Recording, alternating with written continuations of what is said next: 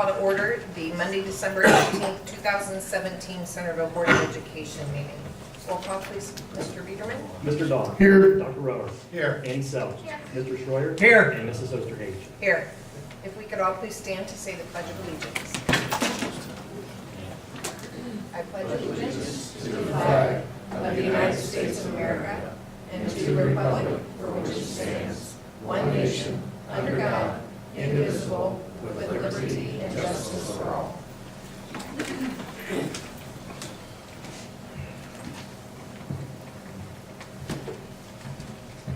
Okay, if I could please have a motion to approve the agenda as presented. Second. Roll call, please, Mr. Biederman. Mr. Dahl. Yes. Dr. Rower. Yes. Annie Self. Yes. Mr. Schroyer. Yes. And Mrs. Osterhage. Yes. Next on the agenda is honors. Dr. Henderson? Thank you, Mrs. Osterhage. Mrs. Osterhage, on behalf of the staff and students of Centerville City Schools, we all would like to thank you for your dedication to our great school district. For those of out in the community watching this on TV, tonight will be Mrs. Osterhage's last school board meeting as president and also her last school board meeting as a board member. Mrs. Osterhage has served on the Board of Education since 2013, and she's been a tireless, supportive leader of our school district all of those years, and many more before that even. In most cases, I think the public just really sees that board members attend a couple of meetings a month, and in some cases, they see that these meetings go very quickly. But just like any elected official, all of these elected officials here at the table are kind of always on call. They're always answering emails and available to take phone calls. And I think that our great school district is made up of great staff and students and parents, but it really starts at the top with our school board. And Mrs. Osterhage has been a great school board member since she's been on our board. In addition to all of this, Clara has always been willing to devote her time and energy to assist Centerville schools with any initiative. This has included work on school levy committees, serving as president of the athletic boosters at Centerville High School, and in many other ways with her time, and I also know with financial support as well. Centerville Schools has been extremely fortunate to have such a devoted public official like Clara, who has always worked hard to make Centerville Schools the excellent district it is. So Clara, if you'd come up here, please.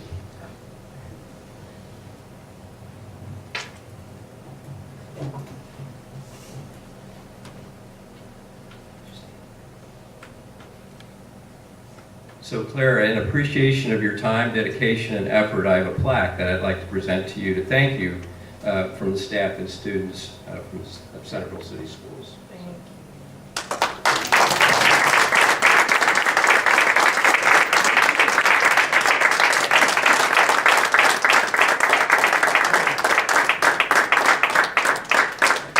Come on, give him a back. The school board also would like to give you a little gift to go out to dinner, enjoy with your husband. I know it's been a long 4 years, and you haven't seen him for 4 years because you've been working so hard, and we appreciate that. But Clara, you have been honestly a phenomenal board member. I know at times it's frustrating, I know it's not easy, but everyone here again appreciates everything you've done, and we look forward to seeing you again. Thank you. All right, congratulations. Thank you.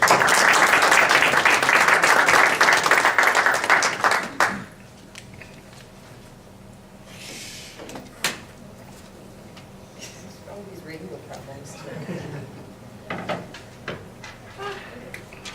You're always welcome to stop by on those fourth Mondays of every month to see us. So have a good one. I need to get him on my calendar, right? All righty. Next on the agenda is the Board of Education report with the legislative report. Mr. Schroyer? Thank you, Mrs. O. I have two reports tonight. The first one is from the Thomas Fordham Institute, Back to the Basics, a plan to simplify and balance Ohio's school board report cards. I think we'd all be very much in favor of that. And the second report is the state school board calls for more cuts in student testing, which I think we would all be interested in that as well. Back to the basics, a plan to simplify and Balance Ohio's school report cards. I want to give you a little background about where the study came from. The study came from a non-profit education policy think tank with offices in Dayton, Columbus, and Washington, D.C. The Thomas B. Fordham Institute publishes education research and really was started in Dayton in 1959. The current president is Chester Finn Jr., who I think graduated from Fairmont in the early 60s maybe, or sometime, but he is a Dayton native. Anyway, a plan to simplify and balance Ohio's school report cards. For more than a decade, Ohio's annual school report cards have offered the public information on school quality. The current iteration of report cards has notable strengths. School ratings are grounded in hard data. They use an intuitive A to F rating system, and several of the metrics encourage schools to pay attention to the achievement of all students. Yet, as the state has phased in new components over the years, report cards have become increasingly complex, and many of the metrics are strongly correlated with students' background characteristics.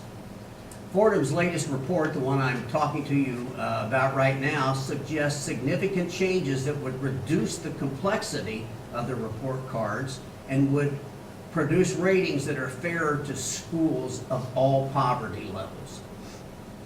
Okay, to improve the report cards, the paper offers 3 key recommendations. Number 1, reduce the number of A to F grades. Ohio's report card now includes 14 letter grades and soon to be 15 as an overall rating comes out in 2018. Legislature should reduce the number of ratings to 6, that being an overall grade plus 5 component ratings of achievement, progress, graduation, prepared for success, and equity. Okay, the second recommendation is to overhaul the gap closing component and rename it equity.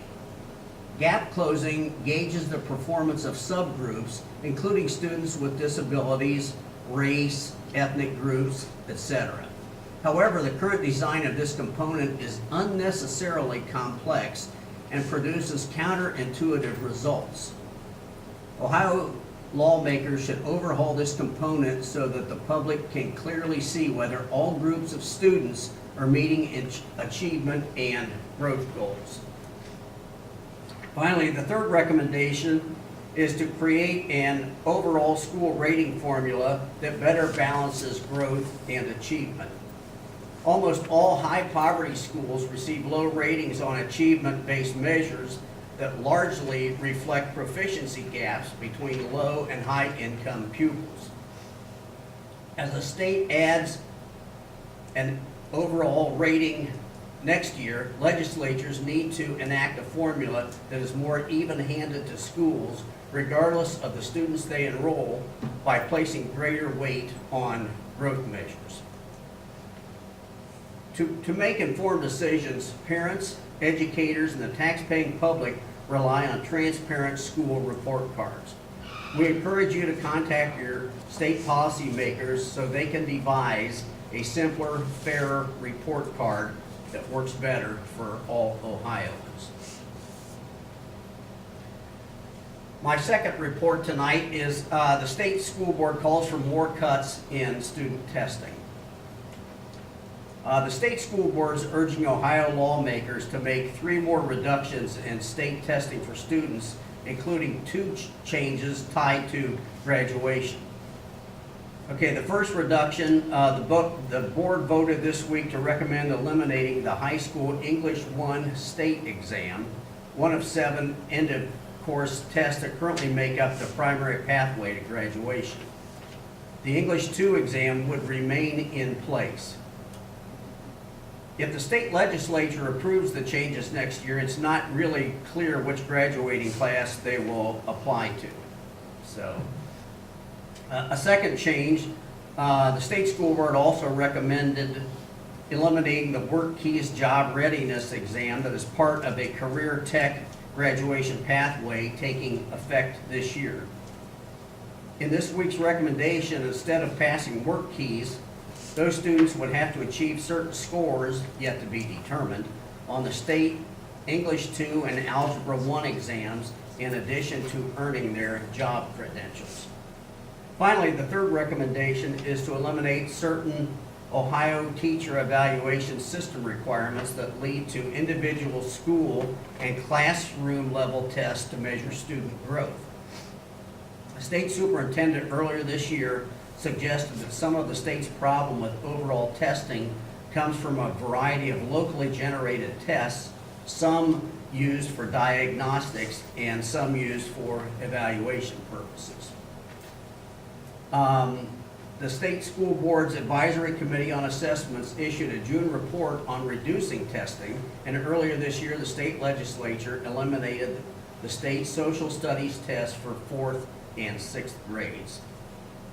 The State School Board ended its resolution with a call for ODE, which is the Ohio Department of Education, to, quote, ensure an orderly transition as the state's testing structure is modified, as well as continue its work on identifying opportunities to streamline testing efficiencies, unquote. That's my report. Thank you.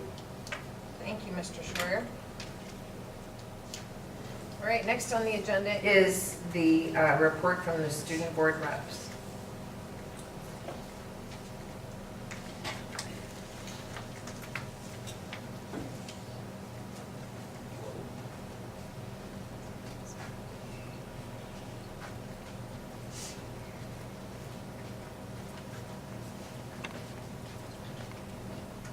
Hello, I'm Megan.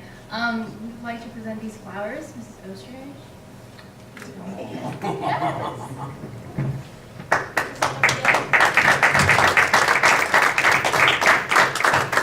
Maybe those were for Annie So. They're beautiful. Thank you so much. Thank you. Thank you, thank you. Thank you so much. They're beautiful.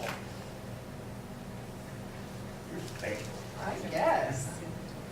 Hi, I'm Sari, and first we would like to talk about our month so far. We think it's been a pretty great month for us, namely our lunch candy and common sessions. This is something that we've done the past 2 Fridays during fifth lunch. We've set up a table in the back of Central and had forms for the kids to fill, and they could write down any suggestions or concerns that they have about the school or the board in general. And we've had Dr. Rohr and myself have joined in and sat with us in the past 2 sessions, and so far we've gotten 41 suggestions in just those 2 lunch periods. So we think that has been successful, and we're planning to continue this next year. And Elliot and Megan will tell you a bit about the specific suggestions that we've seen, a few of them. Okay, so some of the things that we've heard from the students particularly is about the 2-hour delays, that they do not like the 2-hour delays, which is good because we're getting rid of them next year. And one thing that we're going to do is each student provided their name and email address, their school email, and we want to get back with them. So if they have questions like about the 2-hour delays, we can come to them and tell them like what is happening, that they're getting rid of them, just so they know that their like comments are being actually looked at. And another thing that we were talking about is a member of student council at the high school came up to us and asked us like who we were and what we were doing. So in the future, in January, we're thinking of going to one of their meetings, which happens during fifth lunch on Tuesday, and seeing what they do and kind of working together with students at the high school, which would be really good for us to just like gather together and work with more people than just the 3 of us. So we've also had a couple students suggest that we add a class covering Black history in America. And lastly, like we've had lots of students say that they just really love what we're doing and they look forward to like seeing what we're doing in upcoming years. So thank you, board, for adding us. Thanks, guys. Thank you so much.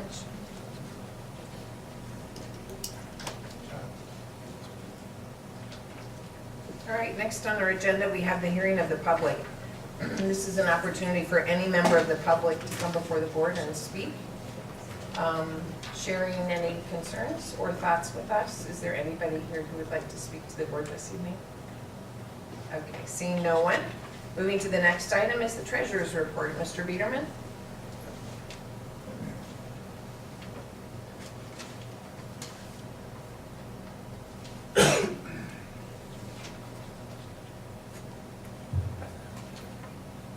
Good evening. I have a very brief report this evening that I will share a statement about our district finances and 2 more slides about programs that we offer at our school district. In financial summary, actual general fund revenue and expenses from all sources combined continue to stay on target this fiscal year in conjunction with our 5-year forecast projections after 5 months into the 2017-18 fiscal year. In this slide, I share that we currently offer the Ohio Association of School Business Officials, OASBO, 457 annuity plan to our employees. Recently, the OASBO organization has added AXA Equitable to this plan. Upon approval by the board this evening, the OASBO 457 plan would now include also Voya and AXA Equitable. The OASBO plan provides cost savings to employees wishing to participate in either of these 2 annuity options through payroll deduction. There is no cost to the Board of Education for participation in this plan. This last slide, over the last couple months, I have shared the benefits open enrollment period for employees was during the month of November. This year, the board approved a voluntary vision program with IMED at no cost to the district. This program offers a cost-effective group rate plan paid entirely by employees through payroll deduction. I'm happy to report that 622 employees have enrolled in the new IMED voluntary vision program that goes into effect January 1, 2018. This shows that our staff has a significant interest in this eye insurance option we now offer.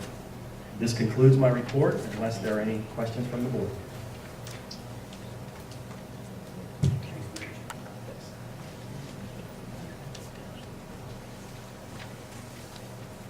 Thank you, Mr. Biederman.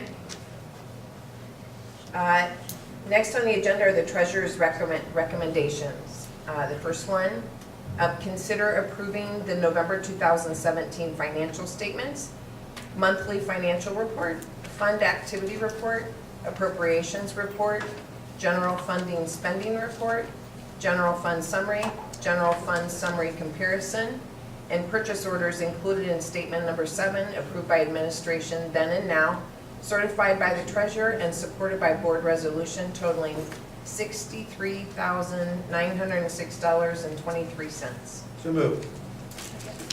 Seconded by Mrs. Self. Roll call, please, Mr. Biederman. Mr. Dahl? Yes. Dr. Rohr? Yes. Annie Self? Mr. Schroyer? Yes. And Mrs. Osterhage? Yes. Next, consider approving the minutes of the following Board of Education meeting. November 27th, 2017. It was a regular meeting. So moved. Second. Roll call, please. Mr. Dahl? Yes. Dr. Rohr? Yes. Annie Self? Mr. Schroyer? Yes. And Mrs. Osterhage? Yes. Consider a resolution approving a revision to the existing Ohio Association of School Business Officials, OASBO, Section 457 annuity plan to include both Voya and AXA Equitable as previously approved by the OASBO organization on April 1st, 2017. So moved. Second. Roll call, please. Mr. Dahl? Yes. Dr. Rohr? Yes. Annie Self? Mr. Schroyer? Yes. And Mrs. Osterhage? Yes. Next are the superintendent's recommendations. The superintendent recommends accepting resignations as listed on Schedule A. The superintendent recommends the employment, change of employment status, or change of contract status for the certificated persons listed on Schedule B for the salaries, programs, and on the effective dates given. The superintendent recommends the employment or change of employment status for the support staff persons listed on Schedule C for the salaries, programs, and on the effective dates given. The superintendent recommends the employment of the persons listed on Schedules D and D1 for supplemental contracts or extra duty assignments. And finally, the superintendent recommends the granting of leaves of absence for the persons listed on Schedule E for the reasons and on the dates given. So moved. Roll call, please. Mr. Dahl? Yes. Dr. Rohr? Yes. Annie Self? Yes. Mr. Schreier? Yes. And Mrs. Osterhage? Yes. And finally, I thank you all. It has been such a privilege to sit here with you. And so I'm going to go ahead and hit this gavel before tears come to my eyes. Thank you all. Happy holidays. We need a motion. So moved. Look, here Second. we go. This always happens You're to me. I just never want to quit. Roll call, please, Mr. We need Biederman. the first. Yeah. Okay. Mr. Dahl? Yes. Dr. Rohr? Yes. Annie Self? Yes. Mr. Schreier? Yes. And Mrs. Osterhage? Yes. Thank you. Thank you.